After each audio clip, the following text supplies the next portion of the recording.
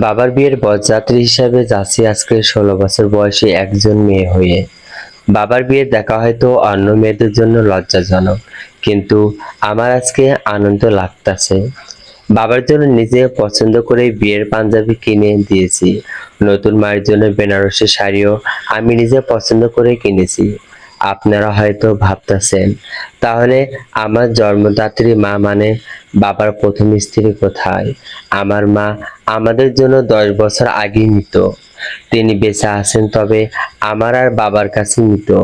10 বছর আগে যখন আমার বয়স 6 বছর ছিল, তখন আমাদের সুখের সংসার ছিল। আমি বাবা মায়ের আদরে একমাত্র মেয়ে ছিলাম। বাবা মায়ের বিয়ের 2য় বছরই আমার জন্ম হয়। বাবা একটি নামকরা এনজিওতে চাকরি করতেন। চাকরির সুবাদে বাবাকে অন্য একটি জেলায় থাকতে হতো। আর আমি আর আমার মা গ্রামে বাড়িতে থাকতাম। ছুটির দিনগুলোতে বাবা বাড়িতে এলে আমাদের ঘরটা আনন্দে ভেসে যেত। কিন্তু এই আনন্দের দিনগুলো যে এত দ্রুত শেষ হয়ে যাবে, তা আমরা কেউ কল্পনাও করিনি। একদিন মা বাবাকে ফোন করে বলল, রিমিকে তো স্কুলে যাওয়ার বয়স হয়ে গেছে, এখন স্কুলে ভর্তি করাতে হবে। গ্রামে তেমন তো ভালো স্কুল নেই, তুমি তো শহরে থাকো, ওখানে তো অনেক ভালো ভালো স্কুল আছে বাচ্চাদের, ওখানে রিমিকে পড়ালে ভালো হতো না? বাবাও শুনে খুব খুশি হলেন। ফোনের ওপাশ থেকে বাবার কণ্ঠে আনন্দ স্পষ্ট টের পাওয়া যাচ্ছিল। বাবা বললেন, হ্যাঁ, আমিও তো ঠিক তাই ভাবছিলাম। এক কাজ করি, আমি খুব দ্রুত একটা বাসা খুঁজে তোমাদের এখানে নিয়ে আসার ব্যবস্থা করছি। বাবার কথা নড়চড় হলো না। 1 সপ্তাহের মধ্যেই শহরের প্রাণকেন্দ্র চমৎকার একটা বাড়ি ভাড়া করে আমাদের নিয়ে এলেন। আমার যেন আনন্দের সীমা রইল না। কত নতুন মানুষ, কত পরিবেশ। কয়েকদিনের মধ্যেই আমাকে শহরে একটা বেশ সুন্দর স্কুলে ভর্তি করে দেওয়া হলো। বাবা মা বাবা মাকে বুঝিয়ে বললেন, আমি তো সকালে অফিসে চলে যাই, তাই তুমি রিমিকে প্রতিদিন স্কুলে নিয়ে আসা যাওয়া করবে। ওর নিরাপত্তা নিয়ে যেন কোনো কমতি না থাকে। প্রথম 3-4 মাস আমাদের দিনগুলো খুব ভালোই কাটছিল। বাবা সকালে অফিসে যেতেন, মা আমাকে স্কুলে পৌঁছে দিতেন, আবার ছুটির পর হাসি মুখে বাড়ি নিয়ে আসতেন। কিন্তু আস্তে আস্তে কেমন যেন বিষাদের হাওয়া বইতে শুরু করলো। মা কেমন যেন বদলাতে শুরু করলেন। যে মা আমাকে নিয়ে ব্যস্ত থাকতেন, সেই মা হঠাৎ করেই আমাকে স্কুলে নামিয়ে দিয়ে কোথায় যেন চলে যেতেন। প্রতিদিন দেখতাম একটা অচেনা ছেলে বাইক নিয়ে স্কুলের সামনে আসতো, আর মা সেই বাইকের পেছনে উঠে হাওয়া হয়ে যেতেন। আমি তখন অনেক ছোট, বয়স মাত্র 6 বছর। এত জটিলতা বা পাপপূর্ণ বোঝার ক্ষমতা আমার ছিল না। তবে স্কুলের দোতলার বারান্দায় দাঁড়িয়ে প্রতিদিন দেখতাম স্কুল ছুটি হওয়ার ঠিক আগের মুহূর্তেই সেই ছেলেটি মাকে আবার বাইক থেকে নামিয়ে দিতে যেত। মা এসে মিষ্টি হেসে আমার হাত ধরে বলতেন, চলো রিমি, বাড়ি যাই। এরপর থেকেই মা আর আগের মতো ছিলেন না। বাবা বাড়ি ফিরলেই টাকার জন্য অশান্তি শুরু করতেন। মাকে আলাদাভাবে টাকা দিতে হতো। বাবা না বলতে পারতেন না, কষ্ট করে হলেও মায়ের চাওয়া পূরণ করতেন। সেই টাকা দিয়ে মা খুব সেজেগুজে দামি দামি শাড়ি কিনতেন। সকালে আমাকে স্কুলে পৌঁছে দেওয়ার নাম করে সেই সেজেগুজে শাড়ি পরে ওই ছেলের সাথে ঘুরে বেড়াতেন। ঘটনা প্রায় 6 মাস পর একদিন না বুঝে সহজ সরল মনে আমি বাবাকে বলে ফেললাম, বাবা, স্কুল ছুটি হওয়ার অনেক পরে মা আমাকে নিতে আসে, আর প্রতিদিন একজন অচেনা ছেলের সাথে মা বাইকে করে আসে। তারপর তারপর আমাকে নিয়ে যায়। আমার কথাটা শোনা মাত্রই বাবার চোখ দুটো যেন স্থির হয়ে গেল। মনে হলো বাবার মাথায় আকাশ ভেঙে পড়লো।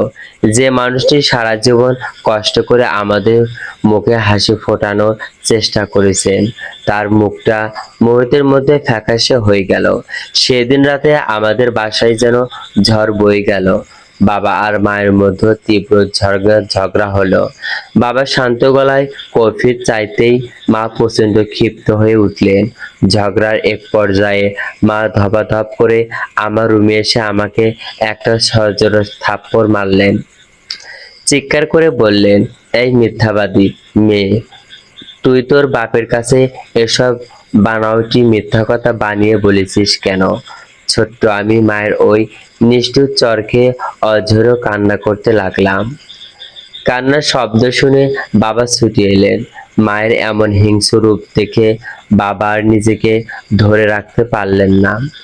বাবা এগিয়ে এসে মাকে আর একটা থাপ্পড় মারলেন। তারপর তারপর আমাকে আলতো করে কোলে তুলে নিয়ে শান্ত করার জন্য বারান্দায় চলে গেলেন। ওই রাতে বারান্দায় দাঁড়িয়ে বাবার চোখে জল আমি স্পষ্ট দেখতে পেয়েছিলাম। তারপরের কয়েকটা দিন এক অদ্ভুত নীরবতায় কাটলো। আমাকে আর স্কুলে নিয়ে গেলেন না মা। বাবাও এই নিয়ে আর নতুন করে কিছু বললেন না। মা সারাটা দিন গম্ভীর হয়ে চুপচাপ থাকতেন, কারোর সাথে কথা বলতেন না। কিন্তু বাবা সকালে অফিসে চলে যাওয়ার পরপরই মা নিজের রুমে দরজা বন্ধ করে দিতেন।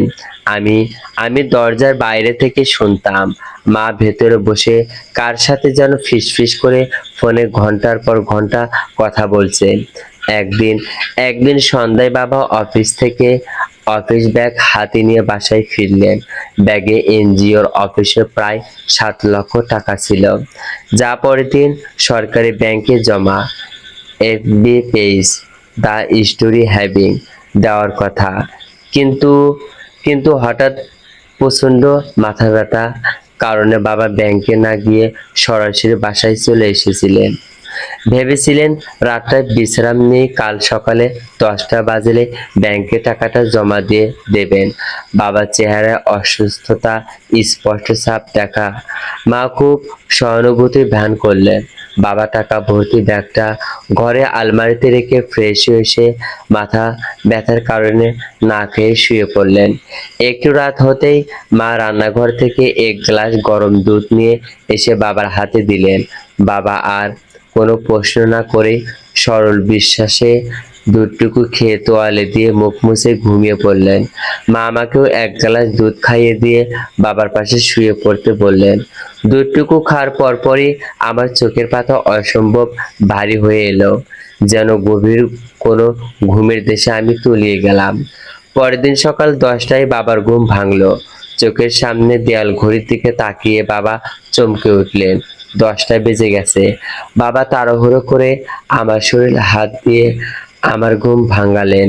তারপর তারপর বিষম খেয়ে ড্রয়িং রুমে গিয়ে দেখলেন ঘরের প্রধান দরজা খোলা, আর মা কোথাও নেই। ঘর, বারান্দা, রান্নাঘর সব জায়গায় হন্তদন্ত হয়ে খুঁজলেন, কিন্তু মায়ের কোনো চিহ্ন নেই। এরপর বাবার বুকটা কেঁপে উঠল। দৌড়ে গিয়ে আলমারি দরজা খুলে দেখলেন অফিসে সেই ব্যাগটা পড়ে আছে, কিন্তু তার ভেতরে 7 লক্ষ টাকার 1 টাকাও আর নেই।